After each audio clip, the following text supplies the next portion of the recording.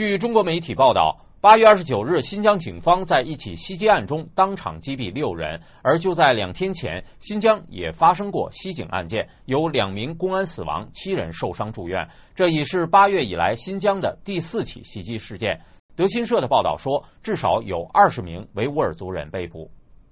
中国媒体称，29号晚间7点，公安武警在一片玉米地遭到一帮歹徒的攻击。经查证后，发现这群歹徒是8月12号袭击案的犯罪嫌疑人。公安武警立即果断处置，当场击毙6人，逮捕3人。有目击者说，武警使用冲锋枪直接扫射这些还没有被定罪的犯罪嫌疑人。8月以来，新疆地区已经发生了4起的暴力袭击事件，前3起攻击事件都发生在奥运会前夕和奥运举办期间。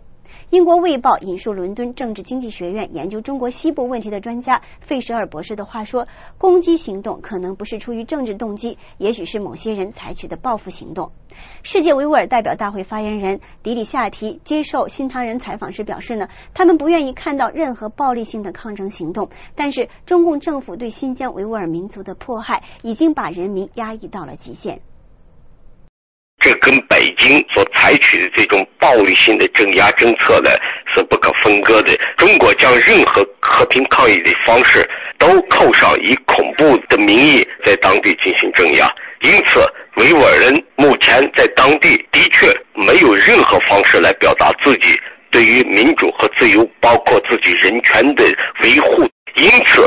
出现一些突发性的事件呢，我认为这是绝望当中的一种征兆，但是我们有无法去阻止的一些暴力性的抗争。瑞典维吾尔委员会的阿布都希库尔说，维吾尔人在当地连最基本的身为公民的权利都没有。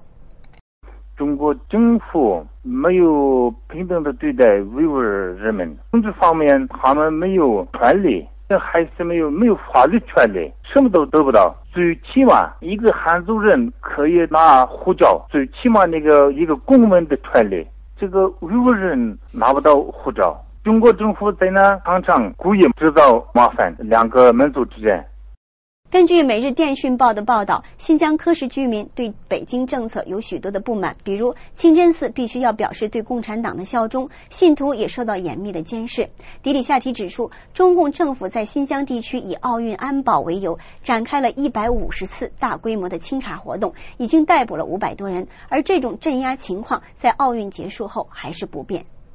中国成功的绑架了奥运，以奥运安保的名义呢，对于维吾尔人采取的是极端的暴力的这种镇压，而共产党政府从来就没有履行过自己的任何性的承诺。因为奥运，维吾尔居住的地区变成了一个露天的一个监狱。